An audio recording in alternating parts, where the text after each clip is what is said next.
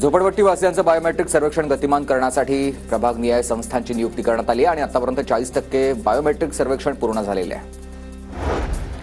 Chhatrapati Shivaji Maharaj park मैदानामध्ये लवकरच गवताची लागवड महानगरपालिका पर्यावरण विभागाची धूळ नियंत्रणासाठीच्या उपाययोजनेला मंजुरी देण्यात आली आहे आणि पर्यावरण विभागाकडून 80 लाख रुपयांचा निधी मंजूर करण्यात आला आहे। बोरिवली आणि विरार परिसरामधील नागरिकांना पनवेल गाठण्यासाठी आता लोकल सेवा उपलब्ध होणार आहे। मुंबई रेल्वे विकास महामंडळाकडून MUTP 3B मध्ये पनवेल वसई उपनगरीय रेल्वे प्रकल्पाचा समावेश करण्यात आला आहे। मुंबईला पाणी पुरवठा करणाऱ्या 7ही धरणामधील पाणीसाठा 39%वर पालिकेने राज्य सरकारकडे राखीव साठ्याच्या वापरासाठी विनंती केली आहे। पाणी कपातीला सामोरं जावं लागू नये म्हणूनच पालिकेच्या उपाययोजना आहेत।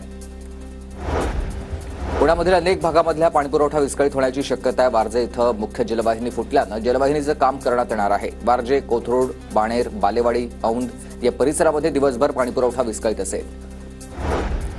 मालेगाव चणकापूरमध्ये धरणातून फेब्रुवारी महिन्यामध्ये सोडलेलं आवर्तनाचं पाणी रात्री मालेगावमध्ये दाखल झालंय। गिरणा काठावरील 50 गावांची पाणी टंचाईमधून सुटका झाली आहे। गोंदियाचे पालकमंत्री बाबासाहेब पाटील जिल्ह्याच्या दौऱ्यावर आहेत आणि गोंदियामध्ये नियोजन समितीची सभा संपन्न झाली। रखडलेल्या कामांना गती देण्याचे पालकमंत्र्यांचे निर्देश।